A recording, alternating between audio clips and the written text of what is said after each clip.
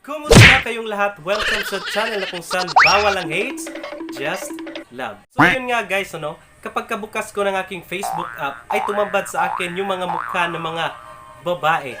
I mean, lalaki na nagbukhang babae. So trending na trending ngayon sa Facebook na kung saan yung mga lalaki ay nagtatransform bilang isang babae at yung mga babae naman ay nagtatransform bilang isang lalaki. So, sa video na ito, ituturo ko sa inyo kung paano gawin yung transformation na yon gamit ang Faceapp. Pero bago ang lahat, please huwag kalimutang mag-like, share, and subscribe sa aking channel at i-click ang notification bell para ikaw yung unang ma-notify pag may bago akong upload. So let's go!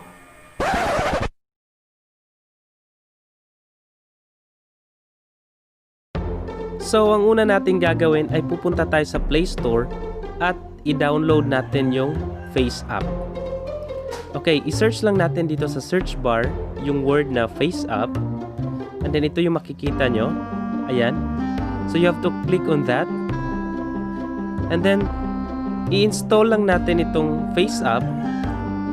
Meron lamang siyang 18 MB at kayang-kaya siya ng ating phone. Okay, click lang natin yan and then hintayin lang natin mag-download.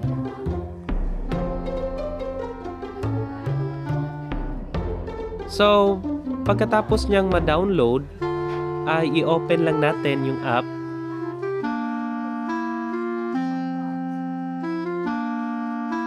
Okay, so nandito na tayo sa mismong app. I-click lang natin yung next, and then continue.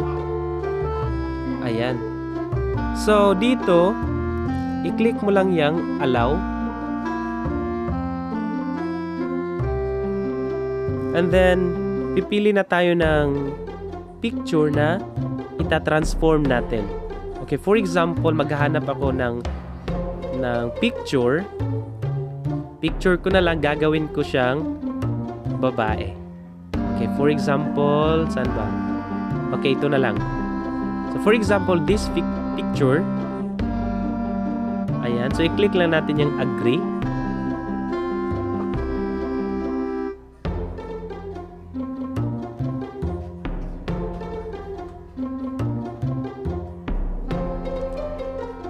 Okay. So, maraming pwedeng pagpilian dito sa ibaba. Pero, ang pipiliin natin is itong gender kasi ita-transform natin from boy to a girl. Okay? So, i-click lang natin yung gender. Ayan. And then, pipili tayo ngayon. So, ang pipili itong female 2. Ayan na yung lalabas. Okay, nagiging girl na. Okay, next is i-click mo lang itong apply.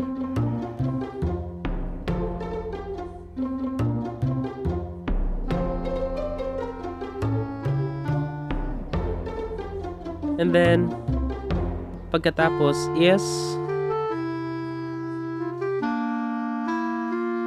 ayan na. So, dito, ano mo lang, i-decline mo na lang.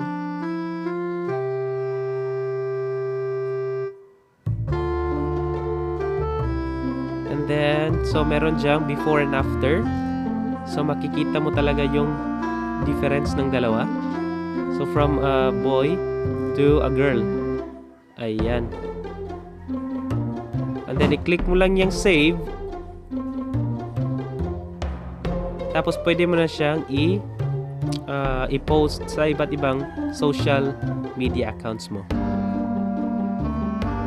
Okay, so that's it. Ganyan lang kasimple ang pag-transform gamit ang Faceapp. So, I hope may natutunan kayo sa video na ito at sana'y hindi pa ito yung huli nating pagkikita. So, see you sa next video. Paalam!